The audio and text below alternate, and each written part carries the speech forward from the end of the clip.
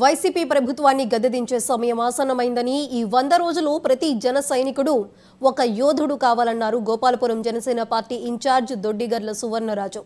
గోపాలపురంలో ఏర్పాటు చేసిన నియోజకవర్గ విస్తృత స్థాయి సమావేశంలో ఆయన మాట్లాడారు.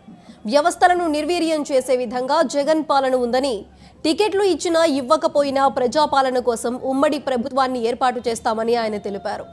జగన్ ఓటమి యొక్క నిశ్శబ్ద విప్లవంలా ఉండాలని, జన సైనికులు రెట్టించిన ఉత్సాహంతో ముందుకు కదలాలని జిల్లా అధ్యక్షులు కులికలపూడి గోవిందరాజు అన్నారు.